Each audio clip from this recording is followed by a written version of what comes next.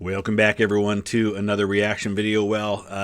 If you are at all into historic films and TV shows and things like that, then you're probably well aware by now that this is the release week for the much anticipated Masters of the Air, which is kind of the third in sort of a trilogy that was produced by Tom Hanks and Steven Spielberg, starting with Band of Brothers a little over 20 years ago, and then The Pacific, which focused on the Marines in the Pacific Theater, and now we're getting a look at the Men of the Air, specifically focusing on the 100th Bomb Group of the 8th Air Force, which their story is told in a book called Masters of the Air, which I just finished reading. If you haven't read it, it's fantastic.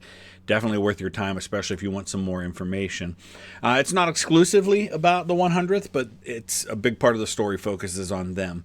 And a big part of their story, which I'm sure is going to be one of the focal points of this Apple TV series, is the very famous Schweinfurt-Regensburg mission in August of 1943.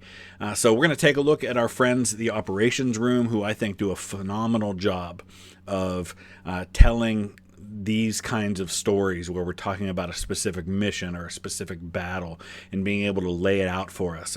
And they cover all sorts of things. They just had a fantastic series on the Gulf War, which I highly recommend. So I'll put the link down in the description to the original content. I hope you'll check it out, but also check out all of their stuff.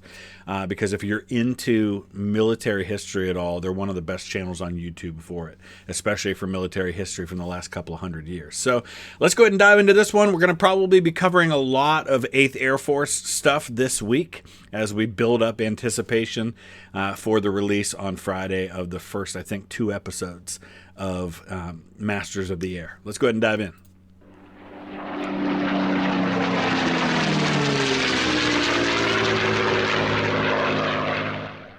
20 B-17 Flying Fortress heavy bombers of the American 8th Air Force take to the skies in heavy fog from RAF Framlingham. They are the first aircraft to take off from the 1st Air Task Force that will bomb the Bf-109 fighter factories in the Bavarian town of Regensburg. The 2nd and 3rd Task Forces will leave to hit the ball-bearing factories of Schweinfurt, deemed crucial to the German military vehicle production, later in the day. The mission has been delayed for fog, but due to a series of miscommunications over the delay, the bombers taking off from Framlingham have taken off 45 minutes early. At 7:15 am, the remainder of the Regensburg Task Force begin to depart from their bases across the east of England. So Thorpe Abbotts, I believe, is where the guys from the 100th, whose story is being told, they are based. But this just right off the bat shows you one of the logistical challenges in organizing these massive bombing raids, in that these units are scattered all over England, southern, eastern England, even up into the Midlands. So I know, for example, my wife's grandfather, his 379th Bomb Group, which was in the 8th Air Force, was stationed at Kimbolton, which is not real far from these other bases here. And so any challenge that arises in organizing all of this can mean that one of these groups could end up isolated from the others, which could be a disaster when you're dealing with large groups of fighters. Miraculously, no aircraft collide in the low-level fog, and the 146 B-17s from the 7 bomb groups begin their climb in their designated group assembly areas. It will take 3 hours for the bombers to climb to altitude and form up into 3 combat wings. It's the Think about 17th that. of August. You haven't even left England yet, and it's been 3 hours already. We forget how long these missions were, and you have to think about how exhausting mentally and physically this must have been for the crews. 1943, and the efficacy of the daylight self-defending strategic bomber formation remains in dispute. Neither Britain nor the US currently have a frontline escort fighter with the range to fully escort a bomber force deep into Germany and back. So he makes a good point there. The British had been doing night bombing, but night bombing was, and the Americans had done some too, but the Americans mostly focused on daylight bombing.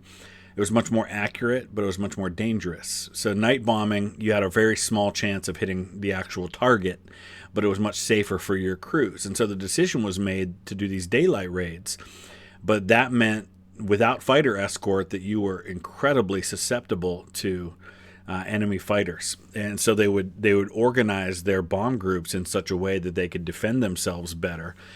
But inevitably, you just accepted the fact that you were going to lose some every time out. The RAF and the 8th Air Force have been ordered to focus on destroying the Luftwaffe in preparation for the planned D-Day invasion in the following year. The combined British and American bomber forces are hitting the Third Reich around the clock, but sustaining heavy losses. The original plan was for the Schweinfurt and Regensburg task forces to make their attacks simultaneously, thereby saturating Luftwaffe fighter defences. Right, because what do? You can't go after everybody at the same time, so that makes a lot of sense. You overwhelm them with numbers, and they only have so many opportunities to get a target. The morning fog has increased the danger of collision when forming up large numbers of heavy aircraft. Ideally, Brigadier General Anderson, responsible for the raid, would have liked to have delayed both forces until the weather cleared, but this was not possible for the Regensburg force. The 8th Air Force are going to try something new. Instead of the Regensburg bombers turning back to England after hitting their target, they are going to continue on over the Alps to land in North Africa. A delay for weather would have meant the force running out of daylight to navigate to the Tunisian airfields. Yeah, so at this point, the war in North Africa is basically over, and the Allied focus has now shifted to Sicily and Italy, and kind of hitting that soft underbelly of the Nazi regime. And so, yeah, now they've got these airfields down in the south. And this is why in a lot of the previews of Masters of the Air, we've seen examples of them showing the Tuskegee Airmen, who were the all-black fighter pilots that operated mostly in this area in the southern part of Europe. And so it's quite possible then that they would have been part of the escort for these bombers that are leaving southern Germany and flying to Tunisia. They have had to take the risk and go now. Consequently, the Luftwaffe fighters that attack the Regensburg force will now have time to land, reload and redeploy to hit the Schweinfurt force later. The forward high wing of the 3 combat wings is led by Colonel Curtis LeMay. LeMay would go on to become the US Air Force Chief of Staff during the Cuban Missile Crisis 19 years later. He isn't required to, but regularly volunteers to lead the most dangerous missions. And I believe, I want to say the actor's name is Kevin Conway. If you've ever seen the movie Gettysburg, he played Kilrain. He plays Curtis LeMay in the movie 13 Days. Kind of a really like a fire-breathing kind of let's destroy everybody kind of attitude that he has. During the form-up, 11 B-17s have had to turn back for various faults, with 4 airborne reserve aircraft replacing them. Just after crossing the Dutch coast, 24 P-47 Thunderbolt fighters rendezvous with the 139 fortresses. They take up position 3,000 feet above and either side of the bombers. These fighters will only have fuel to stay for 20 minutes, after which they will be replaced by a second group of fighters for a further 20 minutes.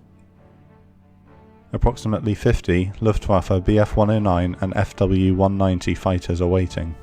So these Messerschmitt 109s and the Focke-Wulf 190s are top-notch, and their tactics are good, and they have by this point started to figure out how to come at these bombers and do real damage to them. And that's why this mission is happening, in part, is to destroy the German ability to continue to make these planes that are such a threat to their bombers. The majority maneuver to position themselves high above the bombers and towards the sun. Another group of Fw-190s approach from the north of the formation and dive in to make their attack. The P-47s engage, and a dogfight ensues.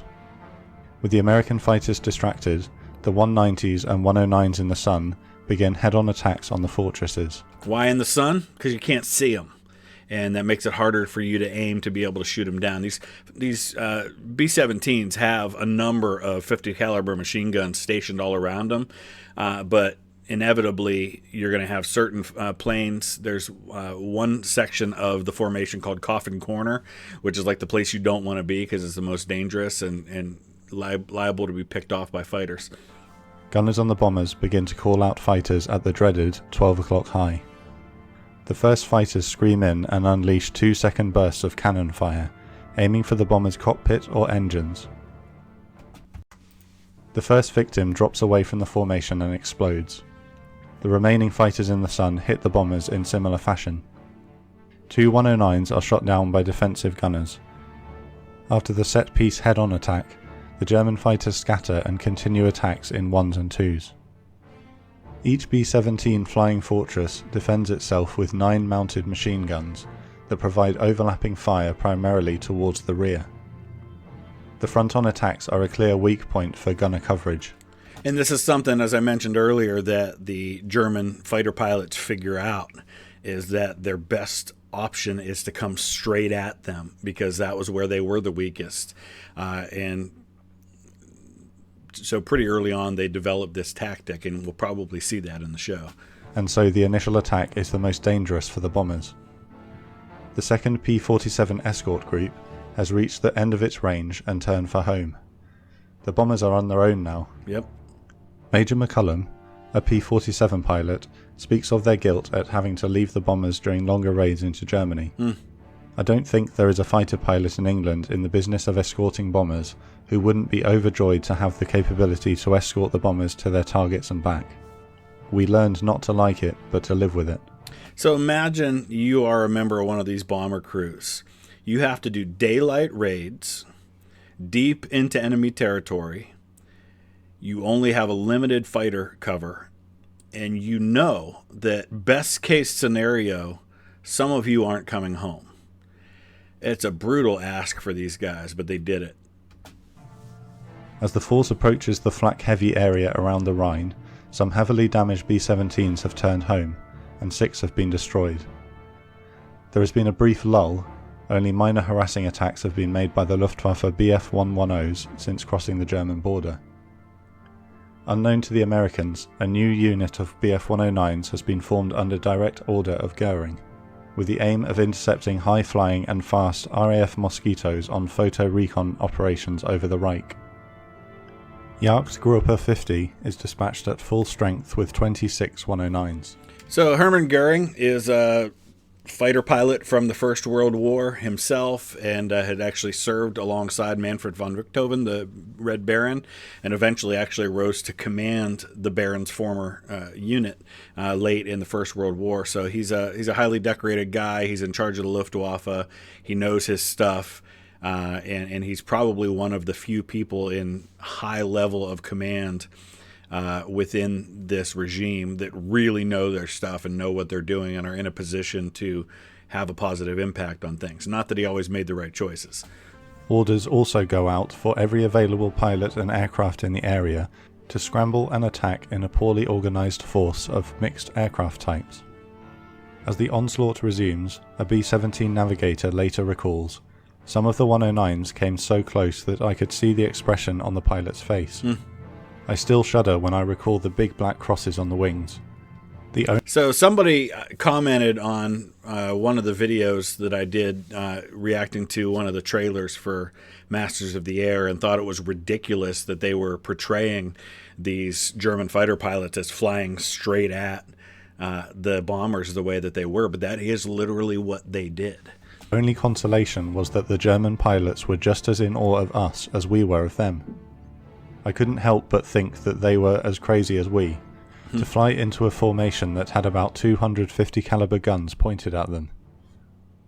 The heaviest casualties are sustained in the 100th Bomb Group in the lowest flying wing. Their losses throughout the war earned them the nickname the Bloody 100th. And that's the unit that we're going to be primarily focused on in the TV series. Eventually, after overflying the relieved cities of Mannheim, Darmstadt and Mainz, the Regensburg force finds itself alone. Nearly all fighters have expended their ammunition and returned to base with no replacement. 14 B-17s have been lost. After passing over the initial point of the bomb run into the target, the force reorganises into a column and descends to approximately 18,000 feet. Usually they would bomb from 28,000 feet, but Regensburg is deemed such an important target that the height reduction is worth the increased risk from flak. In the end, the flak isn't fierce, and the mighty bombers drop their high explosive and incendiary bomb loads. Visibility is high and the weather is good. They achieve a high level of accuracy, and they observe the 109 fighter factories of Regensburg being smashed to pieces. Civilian damage is low, and nearby hospitals are spared. And that's a good thing that happened, but it wasn't always the case, especially with these incendiary bombs. If they hit old cities that have a lot of wooden buildings, and a couple of them go up from one of these fire bombs, it's going to quickly spread. And some of the bombing runs were intentionally firebombing campaigns on civilian targets, which obviously in hindsight we could say not something to be proud of. But that was the thought process at that point in war, and it was happening on both sides, was to destroy morale on the home front and to target civilians directly. It happened. Both sides did it. The people of Regensburg are relieved by the accuracy of the strike.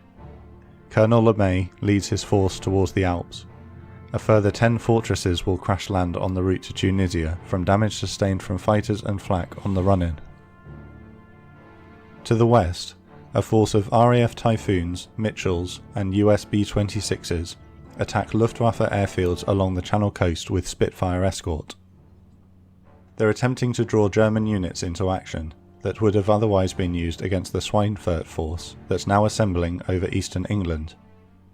The raids prove a modest success, with minor units being drawn into action, and the turnaround of at least one major Luftwaffe unit being disrupted. The 222 fortresses of the Schweinfurt force have crossed the Dutch coast with an escort of 96 Spitfires. Believing that the early Regensburg force was going to return to England, the Luftwaffe has flown at short notice Gruppe from further afield across Germany.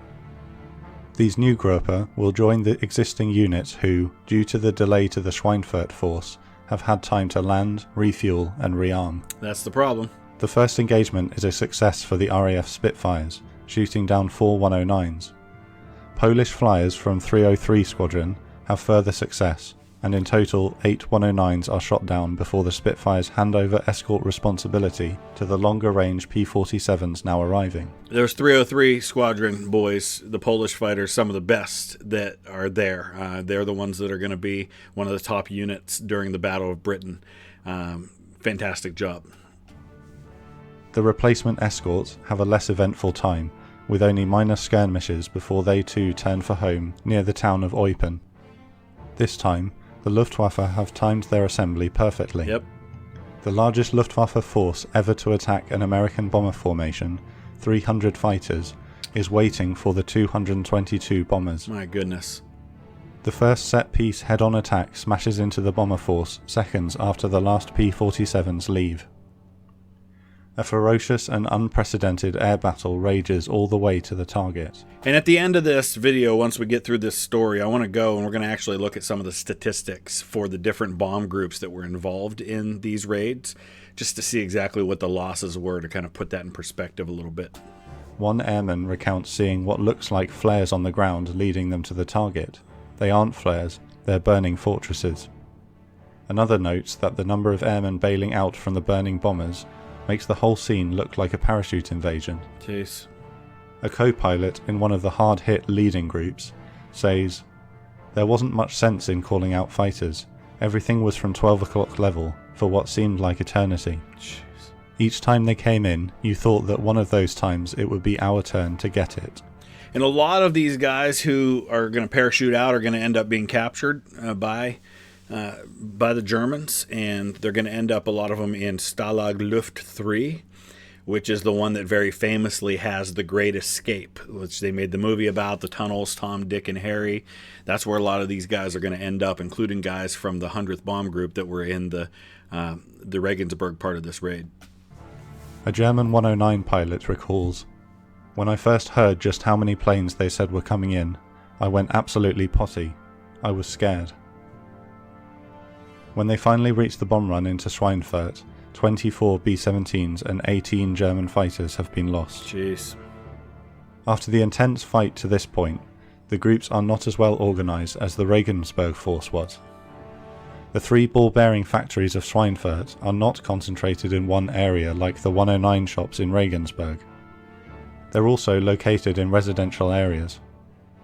A new artificial ground smokescreen system is being deployed, and if unable to find their target, the groups are ordered to bomb the general centre of Schweinfurt.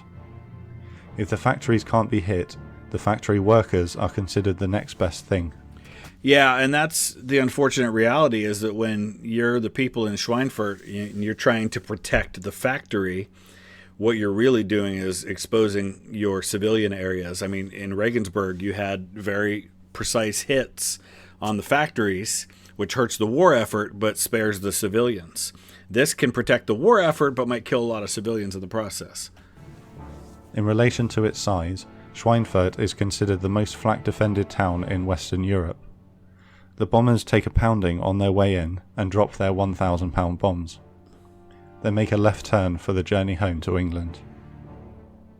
Bombing results in Schweinfurt are poor. Residential areas are hit, killing civilians. The bombs that do hit factories do little damage to the valuable machinery within. However, unbeknown to the Americans, they've destroyed a factory shop that's producing components for a secret new aircraft, the jet-powered Me-262. Ball-bearing production temporarily reduces by 38%, but enough reserve stocks exist for the effect on vehicle production to be minimal. And that's why there's going to be a second Schweinfurt raid that's going to be even more disastrous for the American pilots. The US bomber boys will have to return to Schweinfurt. The fortresses limp back towards home. They eventually meet back up with their P-47 escort on the German border. Further fortresses crash from battle damage sustained on the way in. The last notable engagements take place near Liège. Under escort, the survivors finally have an open route home. Throughout the day, the 8th Air Force has lost 60 aircraft, 16% of the force, with 102 young men killed. A further 60 to 100 bombers have been heavily damaged. B-17 gunners submit total claims of 288 German aircraft shot down. Now, he may mention this, but the tricky part about this is that if you're shooting at a target and 3 other planes have gunners shooting at that same target and you see it go down, all 4 of you are going to claim it. So it's difficult to estimate. The reality is that they have destroyed just 21. Beyond the important morale boost of hitting the Third Reich back, it is debatable whether the bombing results of the 2 raids have justified the 60 aircraft lost. Regensburg's 109 output has been reduced by an estimated 8 weeks production. An unknown delay has been brought against the dangerous new Me-262 jet fighter that will terrorize the bomber forces a year later. The Schweinfurt raid has been disastrous in its lack of effect, and German ball-bearing production actually increases in the following month. The 8th Air Force will be forced to return to Schweinfurt 2 months later, where the concept of daylight strategic bombing will again be cast into doubt. So let's take a look at some of the specific numbers to these bomb groups.